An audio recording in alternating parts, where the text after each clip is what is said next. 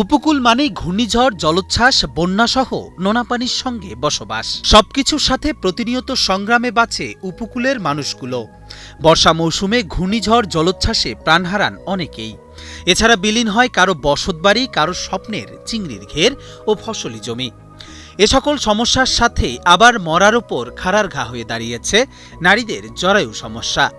কারো জরায়ু কেটে বাদ দিতে হচ্ছে, আবার কেউ কেউ চিকিৎসকের অধীনে আছেন। জেলার কয়েকটি উপজেলার বিচ্ছিন্ন চরাঞ্চলের নারীদের সঙ্গে কথা বলে জানা যায়, লবণাক্ত পানি ব্যবহারের ফলে তাদের চুল ও ত্বকের ক্ষতি হচ্ছে। এছাড়া গর্ভপাত ও অন্যান্য শারীরিক সমস্যা দেখা দিয়েছে।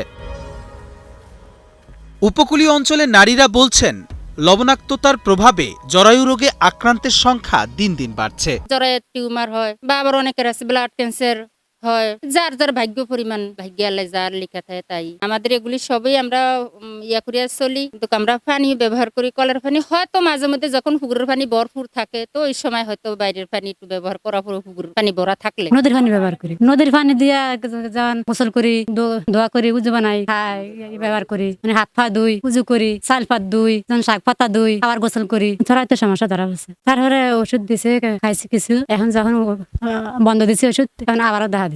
মোনালিসা হেভি ফ্লো 15 পিস প্যাকেটের সাথে 8 পিসের একটি প্যাকেট একদম ফ্রি।